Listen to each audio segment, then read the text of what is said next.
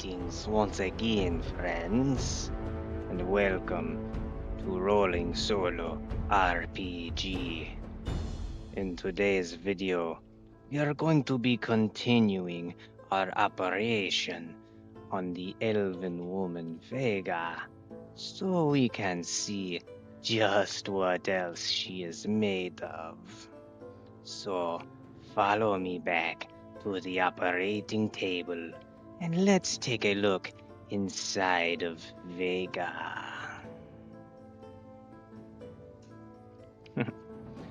Thank you, Varger, for that. And as he did say, we are back in this video to finish up where we left off last time. I did go ahead and get her some leather armor on our Herolabonline, but I do have one thing I need to figure out. I need to figure out what weapon she is going to use. And since she's a rogue, I kind of always picture the cliche, a weapon in each hand kind of fighter. Rogue, but fighting style. But also, since she is an elf, she does have the option to get an elven curved blade, and it's a two-handed, and just because she's rogue doesn't mean she can't use two-handed. So I'm going to put that to the dice roll. So our first dice roll of the video, I'm going to say, I'm going to roll a d6, 1, 2, or 3. She's going to have a short sword and a rapier. Those will be one on each hip. On a 4, 5, or a 6, she'll have the elven curved blade, just one weapon. And also I did go ahead and give her a short bow, which you can see on the screen there. I need to buy arrows and stuff too, and I just bought her the basic adventuring gear, just backpack, bedroll, chalk, flint and steel, a couple torches. So now to the roll. 1, 2, 3, she will have 2 weapons. 4, 5, 6, she will have 1 elven curved blade. Let's go. 2. All right, cool. She's going to have 2 weapons. So she will have a short sword and she will have a rapier. We'll go ahead and get those bought. Down here, short sword for 9 silver, buy. And a rapier for 2 gold. Buy and close. Awesome. Awesome possum. She's getting close to being encumbered, so she's not going to be able to carry much, but she's not very strong, so that makes sense. All right, and we got armor taken care of. We got adventuring gear taken care of. I believe we are done, for the most part, on the Herolabonline side. So we are going to go to our map here, because the first question I want to figure out is, we know that she is currently residing on the Isle of Hermia with Zargo on the port district's guard force, because she's Zargo's new partner. But I want to know, where was Vega born 188 years ago? So I'm going to roll my d10, and we're just going to say that she was obviously from the Inner Sea region. Elves, now I always go off on side tangents, I know, because I get distracted, but elves in the Pathfinder lore are aliens. They are literally aliens. They come from one planet closer to the star within the solar system. And I believe that planet is called Keonan, if I'm remembering correctly. Regardless, they are aliens, so they have their eyes, they're like straight jet black eyes, or sometimes blue, but they're like solid color eyes. They're very alien looking. But just keep that in the back of your mind. Nonetheless, our Vega, our elf, was born on Galarian, and she was born somewhere within the Inner Sea region, which we see here. Now, dice, tell us, where was Vega born on this continent? 2. That is going to be the Eye of Dread. Okay, so her and Zargo were kind of born in the same area. Okay. Now, let's see. I will roll for her. 1, 2, 3, 4, 5, 6, 7. There's 7 main little areas here just on this map. Obviously, there's more, but these are the ones that Paizo felt the need to highlight. So, we'll roll a d8, and I'll re-roll on an 8, and then we'll have we'll go 1, 2, 3, 4, 5, 6, and 7. So, d8. In what part of the Eye of Dread was Vega born? I have to hit the actual dice tree. There we go. No way! The dice said it. Okay. She was also born in Belkzen. Okay. This could be awesome. There could be some plot thickening here. I'm definitely gonna keep that in the back of my mind. Okay, but we have a birthplace. She was also born in Belkzen. Now, Zargo wasn't technically born in Belkzen, but she was conceived in Belkzen. And 188 years before that, well, actually, I guess it'd be like 140 years before that, Miss Vega was born in Belkzen. All right. I'll write that down on my little post-it note here. Belkzen. Awesome. All right. Next up, let's just keep this video rolling. We are going to...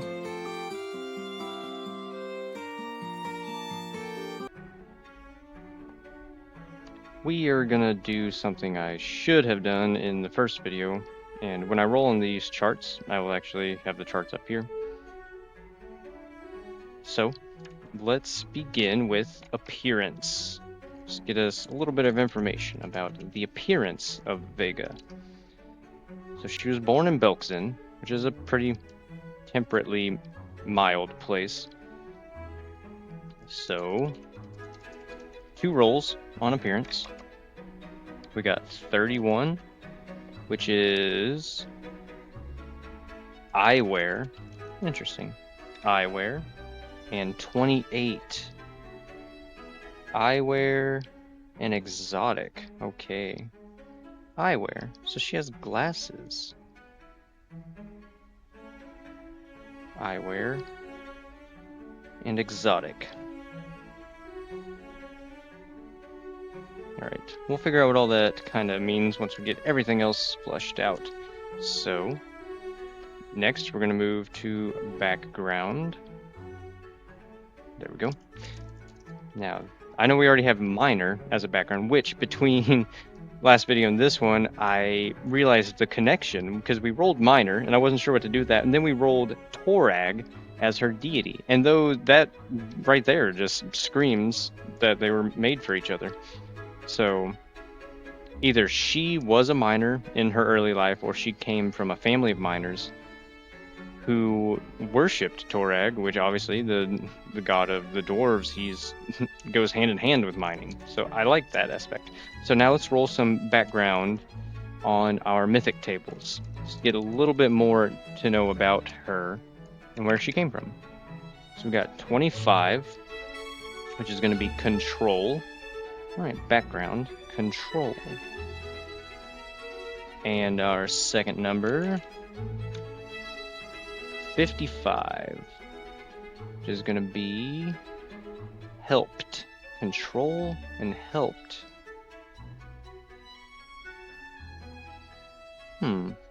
Background, control and helped.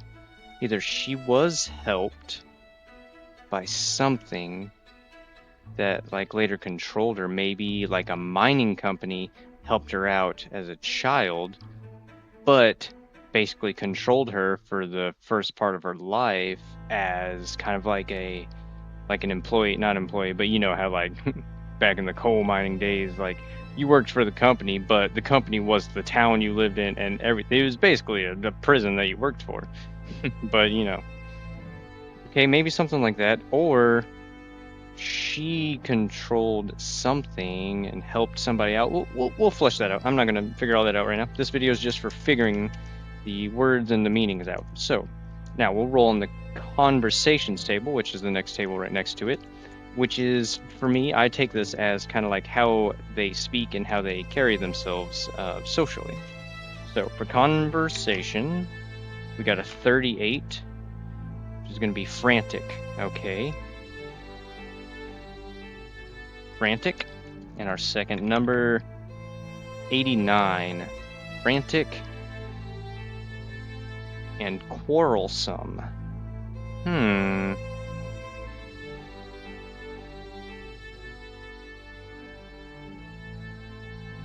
Interesting. Frantic and quarrelsome. So she speaks probably I'm thinking she's like she speaks fast. She doesn't really think about what she's saying. She just kind of like belts it out, kind of like the way I talk a lot of times. But quarrelsome too. So she's very abrasive. Just like, it's fine. It's fine. Don't worry about it. Let's just go. Come on, let's go. It's fine. Something like that. Obviously with a different tone. I'm gonna try to give her more of a feminine vibe. All right, motivation. Motivation is going to be another couple ones down. There it is, right in the center here. Motivation. Kind of what keeps her going in life. What is her, like, kind of main pursuit? 42. We got hope. Okay, I like that. Hope. And we got our next number, 03. Hope and ambition. So maybe hope is her ambition, or she's just very hopeful and ambitious altogether. Ambition. So I'm thinking her quarrelsome outwardness. Yeah, excuse me, I suck at words. That's okay with me though. That's why I'm doing these videos. I think she's quarrelsome, but not because she's like angry. I just think it comes out that way. All right, personality. Let's keep this video going. Personality. Kind of, yeah, motivation, personality, and conversation kind of all overlap each other, but it just, for me, helps fill out a little bit of the gaps in between. So we got 62 under personality. 62 is manipulative. Okay. Manipulative. Second word for her personality. 07. Angry. I'm getting a lot of different mixed signals here. I literally just finished saying I don't think she's angry, but our dice told us different. And I take the dice's rolls very seriously. Okay, and we have her weapons, which is going to be a short sword. Sorry, I know I'm just talking to myself here on my little post-it note, and a rapier. And her goal. Now, I don't think we're going to roll for a goal. I think we're just going to kind of figure that out as we go. We got plenty of information here. We got her starting location, which was Belkazin. We know she came from either a mining background, mining family. I'm thinking control and helped with the miner. I think we might roll with the idea I kind of proposed. So maybe she never knew her actual family. We'll get into some of that. Her appearance, eyewear, and exotic. That's something. I don't know if it's going to be maybe glasses. It's not going to be sunglasses. Eyewear. It could be... I'll try to think of something more clever than just, oh, she has glasses. I don't... Not that there's anything against glasses. I just feel like there's something I'm missing there. Maybe something I could figure out. If not, we'll freaking give her glasses. But... Alright, we're at 16 minutes. I believe that's all the information I needed to figure out. So between this video and our next session, I'm going to make her a nice little Hero Forge character sculpture, and we'll get her a new token for the game board and all that. So I think we'll just stop her there. Hey there, it's future me here. After I made this video, I did go ahead and create the Hero Forge version of Vega for visual representation. A couple other quick notes. One, I did away with her rapier. I kept her short sword, but I gave her a clan dagger instead, which is going to make sense here in a second. Also, all the words we just rolled from the tables and everything, I tried to incorporate in this intro. So if some of the wording sounds funny, that's why. And also, keep in mind she is in her guard uniform in this representation. So, with all that in mind, I'm going to turn it over to Varger. Our hero Vega was born in Belkzen. Her parents are unknown, even to her. Her earliest memory is the cold darkness of the quarry, where she was enslaved by a tribe of orcs and forced to work the mines alongside a group of dwarves. This is where she spent her first 100 years, never seeing the sun or the moon. Until one day, as if Torag himself guided her pick, she broke through this stone into some long-forgotten ruins. These ancient halls provided a means of escape for Vega and the dwarves. These dwarves that had been her family for the past century invited Vega to their home fortress and swore her in as an equal member of the clan, and even gave her her very own clan dagger. Since that day, Vega has dedicated her life to the devotion of Torag. He helped her escape, but in doing so, he gave her an even more important gift: hope, and the ambition to free others from their enslavement. 88 years have passed since she left those mines and the control of the orcs. Since then, she has spent her time as a manipulative rogue and a cleric in the name of Torag. Along the way, she lost her right eye, but with the help of her dwarven kin, it was replaced with some rather exotic eyewear. She may speak frantic and quarrelsome at times, and her mood is usually angry.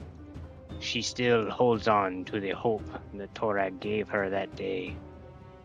But as for why she came to the island of Hermia, and how she became a city guard, is a story for another time. Friends, thank you for watching. If you did watch, I appreciate all of you. So we will see you again in session 3. Thank you, and Barger, play us out. Why, thank you, friends, for paying attention, and thank you for your audience. We will all, here at Rolling Solo, see you next time. Thank you, and goodbye.